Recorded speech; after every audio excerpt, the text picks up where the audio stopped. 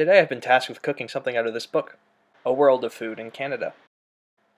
It features many recipes from Canada's past, such as numerous indigenous meals and a number of ones from the variety of European settlers that have arrived over time. The choice as to which I would choose was not all that difficult. I have always been a fan of French onion soup, and today I will have to make it. I'm going to have to pull deeply from my French-Canadian heritage for this one. Perhaps not that deeply. A good place to begin would be gathering the ingredients. This should be fairly simple. If people could do it 300 years ago, so could I. Though, unlike these early settlers, I do not have a farm, and it's also winter. Good thing it's the 21st century, where we can buy pretty much everything we need at the grocery store. The ease and excess of food availability is something we often take for granted, and there's a clear divide between the historical preparation of this food and how it is prepared now. In the past, these ingredients would have been harvested at home, the bulk of the work being done by the women of the household. In fact, the way I have prepared this meal is filled with anachronisms. My stainless steel knife and plastic cutting board, for example, would not become commonplace until the 19th or 20th century. These innovations have certainly improved the speed and efficiency for this preparation. This knife is easily cleaned and sharpened. This lowers the potential dangers, as it is less likely to create a nasty cut or infection, something that would have been life-threatening in the past. Other benefits, like refrigeration, also make the choice of ingredients seem somewhat arbitrary. In the past, there was a reason for these choices. Onions, for instance, grow easily and can be stored for long periods of time. Cheese and stale bread were also staples of these past diets and would not have been hard to come by, though I doubt Parmesan would be used. The bulk of the other ingredients are mainly just for flavor, and do not provide much in the way of nutritional value. Electric or gas-powered stoves have also proved beneficial, allowing for a much greater control over the temperature. I do not need to closely monitor the cooking process, nor do I have to add more wood every so often.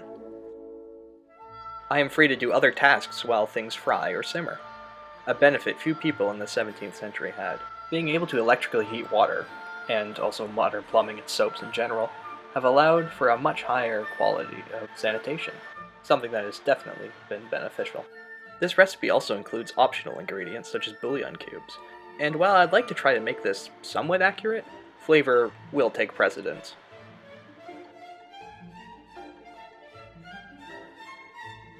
But even the fact that I am male is contrary to how this would have been prepared. This meal was meant to serve many people, and while women were not unique in their ability to cook in the past, there were professional male chefs for French nobility after all. Women would be the ones cooking for their families on top of other domestic work. This was before the Industrial Revolution, and would be incredibly difficult and time-consuming, as labor-saving devices and innovations had not yet been invented. Another thing that should be discussed is the book from which I got this recipe, A World of Food in Canada, published by the Ministry of Agriculture in 1975. On top of featuring a lot of outdated and offensive terminology for different groups of people, it also presents French cuisine as superior. While some might argue this is simply a matter of taste, no pun intended, it clearly presents a bias towards this group. For the French onion soup specifically, the text describes an event in which, quote, "This recipe was demonstrated to a group of gourmet cooks by a chef of one of Toronto's best hotels," unquote. Based on the cooking industry's rather dubious track record for equality, it is doubtful that any female chefs were present. Pre-packaged food items? I doubt you'd find these in New France. I am not surprised that this was chosen as one of the recipes to represent New France. It is very clearly a dish from that time. It is made of a few easily grown or processed ingredients, and is very simple to make. While it has had a few flourishes added over time, it is still filling in a rather tasty meal. Now, I'm not exactly a chef, but I can tell that this recipe is intentionally simplistic. And for its simplicity, I've got some rather interesting results. I even used the broiling option on my oven to give it a much more professional air. I even prepared the meal with a glass of ice water, something not easily found in New France. Overall, I had a rather fun time making it. It even tasted pretty good, but in no way was it comparable to the actual experiences of the time. For one, I did not have to grow any of my vegetables over the course of a year and harvest them. Nor did I have to process any dairy products or bake bread. I could just go to the store and buy what I needed. Even the water took no effort to gather, as it came right out of the tap and could be heated or cooled with ease. Over the course of editing this video, my attention kept being drawn to this image.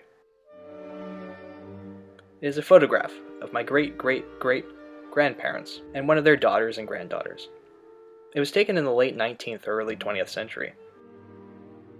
And while being nearly 2 centuries removed from the time period that I have been describing, it exemplifies my points perfectly. We see a farmer gathering hay, while the women of the household gather supplies, potentially for their next meal.